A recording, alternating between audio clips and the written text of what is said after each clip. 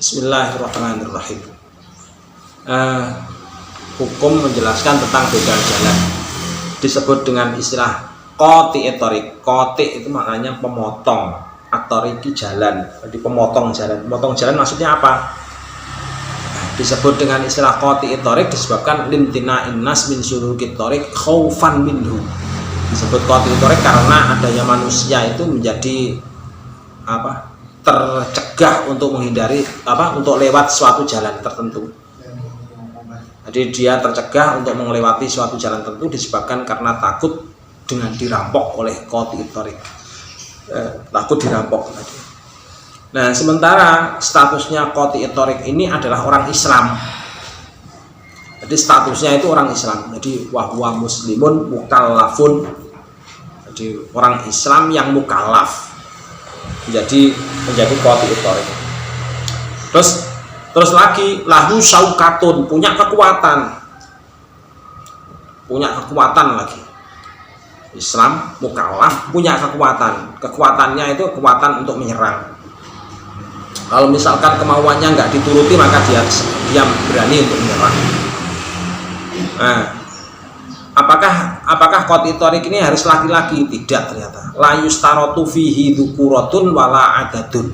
Jadi yang namanya qati'ut thariq ini tidak harus bersifat laki-laki, tapi perempuan juga bisa.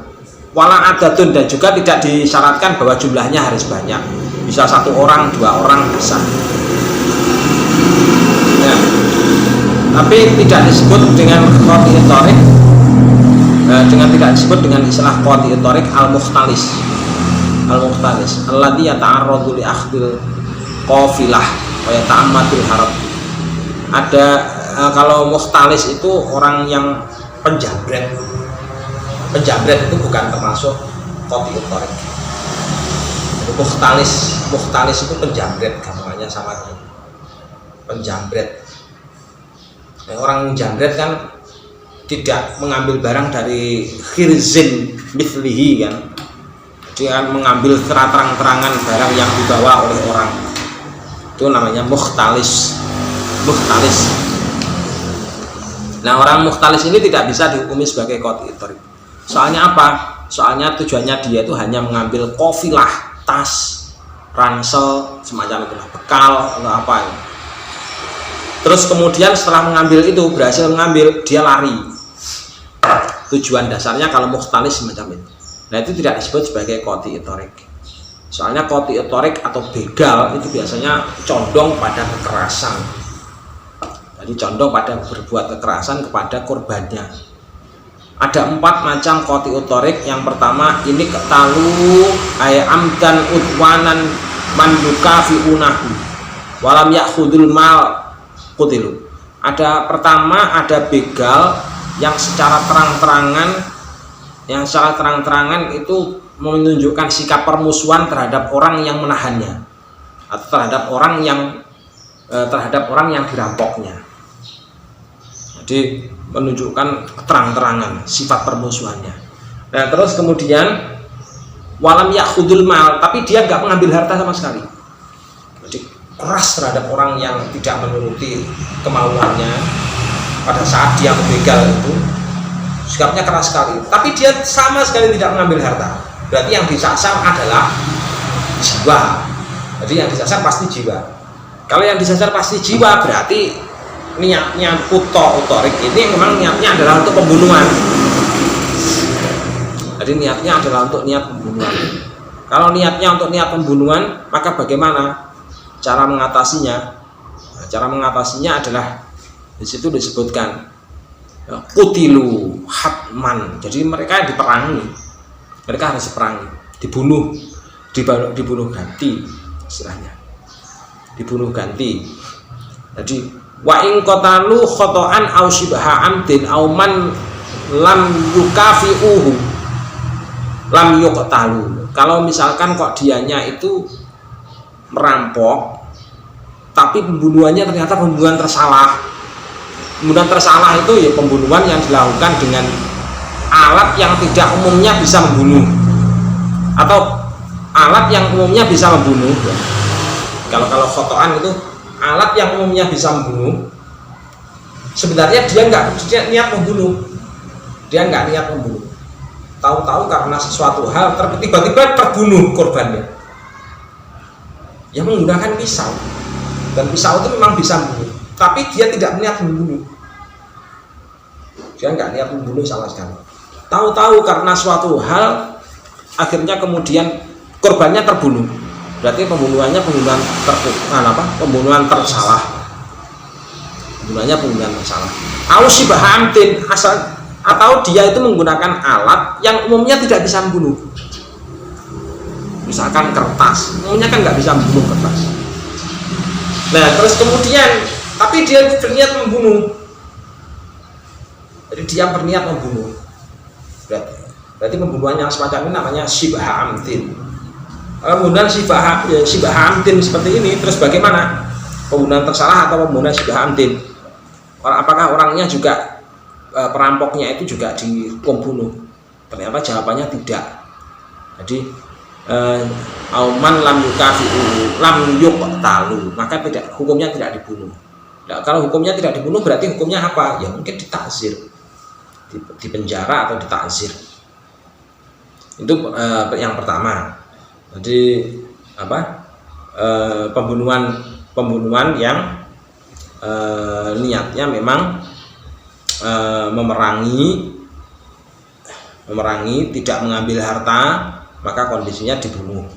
Kalau membunuh atau memerangi tapi niatnya tidak membunuh, tahu-tahu orangnya terbunuh tapi dia tidak mengambil harta sama sekali, atau dia menyerupai seolah-olah mau membunuh padahal dia tidak niat membunuh, jadi tidak niat membunuh.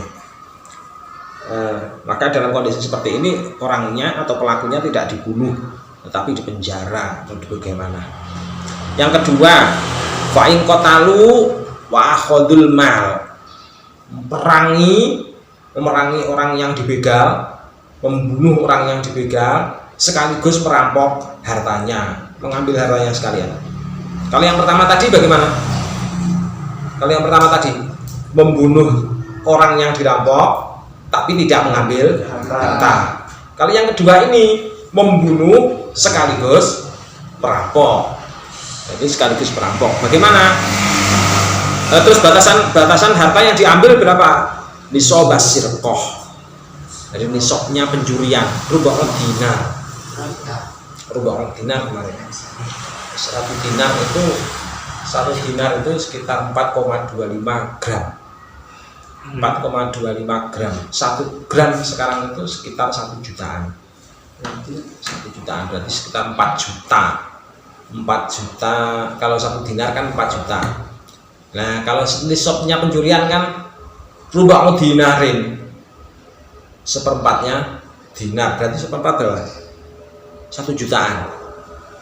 Berarti 1 jutaan. Lebih dari 1 juta ya? Iya, berarti sekitar 1 jutaan lah kalau sekarang. Jadi ya kan harga emasnya segitu.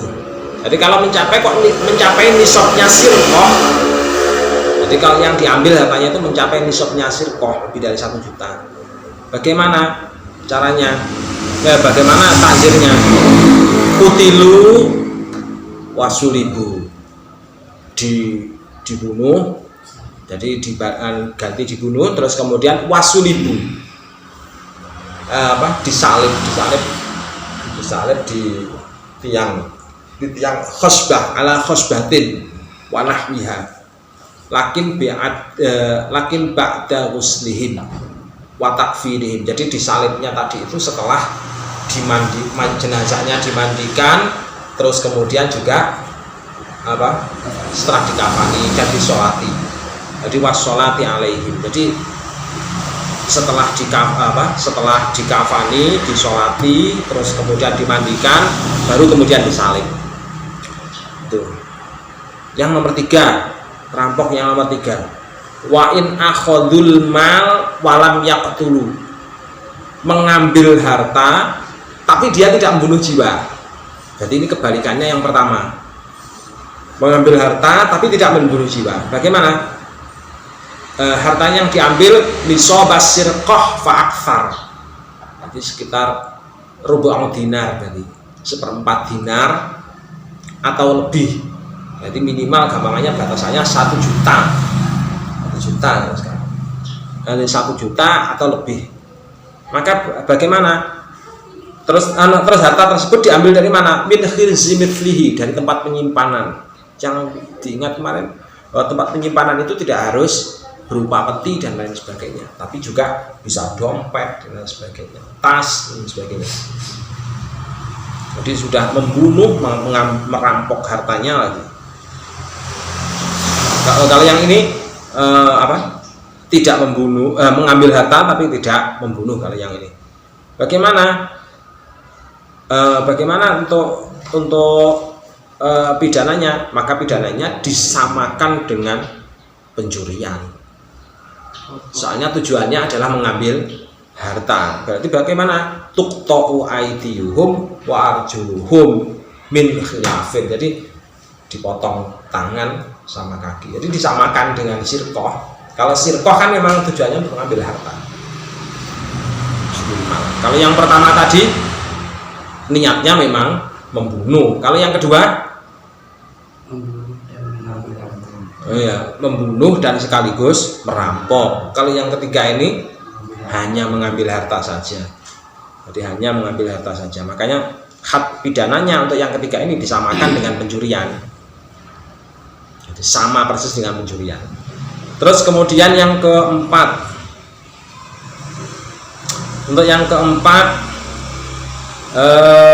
Ar-Rabi umat kurun fi qawlihi fa in akhafu al-marina fit thariq walam ya'khudhu minhum malan walam yaqtulu nafsan.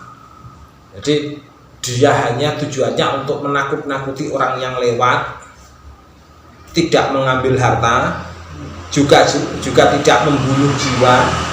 Maka bagaimana pidananya? Jadi orang tersebut hanyalah pengganggu, jadi pengganggu orang yang lewat. Kalau pengganggu orang yang lewat, maka hak pidananya ya disamakan dengan orang yang mendirikan atau mengganggu jalan, mendirikan sesuatu yang menyebabkan gangguan pada jalan. Misalkan naruh sepeda sembarangan, terus kemudian menyebabkan kecelakaan, maka dia wajib untuk melakukan doman. Soalnya pelanggarannya dia menaruh sepeda di badan jalan,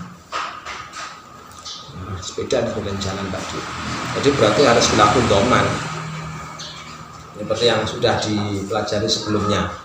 Nah, bagaimana pidananya? Hubisu, pidananya adalah di penjara. Jadi pidananya di penjara. Tempatnya di mana? Fi ghairi maudhi'ihim, berarti di tempat lain. Kalau di Bawean nggak boleh dibawa. Kalau penduduk Bawean berarti nggak boleh di Bawean, tapi harus di Gresik atau di mana sana.